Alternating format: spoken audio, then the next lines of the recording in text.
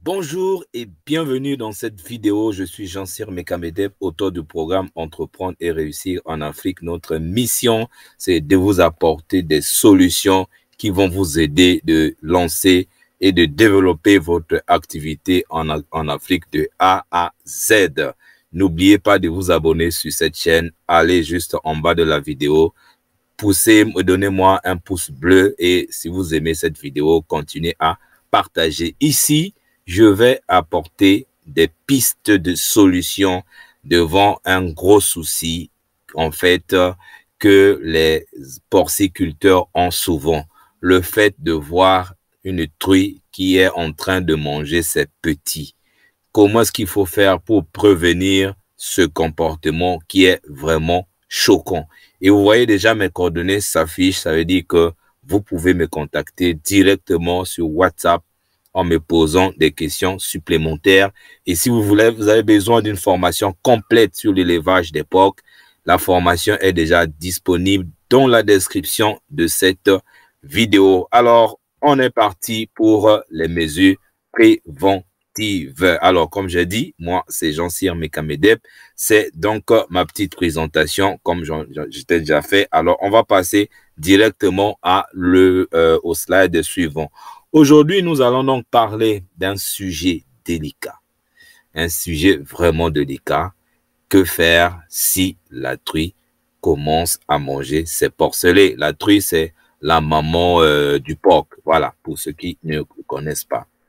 Si vous êtes un éleveur de porc, cela peut être véritablement un cauchemar et vous vous demandez sûrement comment éviter cette situation. Je vais donc vous partager des conseils précis, des conseils, je dirais même de maître pour prévenir et agir vite afin d'arrêter immédiatement cette mauvaise situation qui peut vous arriver. Conseil numéro 1, évitez le stress des truies.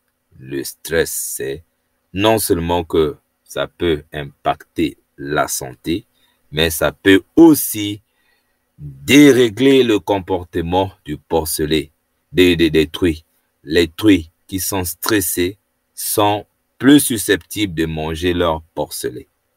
Et pour éviter cela, il est important de créer un environnement calme et serein pour vos truies. Vous pouvez utiliser par exemple de la musique douce pour éviter les bruits forts et s'assurer que la température est confortable pour elles. Leçon à retenir au niveau du premier conseil, choisissez bien votre lieu où vous allez installer votre porcherie et mettez des conditions adéquates afin que la truie se sente bien. Est-ce que vous avez compris le premier conseil? Si la réponse est oui, je vous donne un exemple. Si une truie est stressée, elle peut ne pas être capable de prendre soin de ses porcelets. Là encore, c'est un autre gros souci parce que si les porcelets ne sont pas nourris, vous pouvez donc imaginer l'incidence sur leur croissance. Par exemple, si elle est enfermée dans un endroit où elle ne peut pas se retourner, elle peut se sentir prise au piège et en plus stressée. Elle peut alors accidentellement piétiner ses porcelets ou même les manger. Cette technique, on va dire, d'immobilisation de la truie pour permettre l'alimentation des porcelets est bonne et surtout si votre truie a déjà des habitudes qui ne sont pas dignes d'une truie. Mais attention, faites-le avec tact et modestie pour éviter ce premier problème. Deuxième conseil important pour éviter ce problème choquant, c'est de surveiller les truies attentivement. C'est là qu'intervient maintenant l'importance d'un bon suivi. Si vous mettez dans votre porcherie quelqu'un qui ne connaît rien en matière de la gestion des porcs, vous pouvez être sûr d'avoir toujours ce genre de problème. Donc, surveillez votre truie pour détecter tout signe de comportement anormal. Si une truie mange un porcelet, il est important d'agir rapidement pour empêcher la situation de s'aggraver. Si vous êtes en mesure de retirer le porcelet à temps, vous pouvez le nourrir vous-même ou trouver une autre mère de substitution pour l'adopter. Oui, parce que il y a encore un bémol que nous avons remarqué. C'est que lorsque il y a déjà une certaine attitude qui se déclenche dans votre ferme, du genre les truies qui mangent les porcelets, alors si la situation n'est pas stoppée à temps, alors la mauvaise nouvelle que cela va s'amplifier. Au lieu de manger un porcelet par jour, alors ils vont commencer à manger 2, 3, 4 et ainsi de suite. Un exemple pour éviter cette situation. Si vous remarquez que l'une de vos truies est en train de manger ses porcelets, il est donc important de la retirer immédiatement de la portée des porcelets. Assurez-vous que les porcelets restants sont en sécurité et qu'ils ont assez de nourriture et assez d'eau. Parce qu'en retirant le porcelet, alors, il ne faudrait pas que cela arrive à entamer sur leur alimentation. Troisième conseil pour éviter que la truie, pour prévenir, c'est utiliser des barrières physiques. Une autre façon de prévenir les truies de manger leur porcelet est d'utiliser des barrières physiques.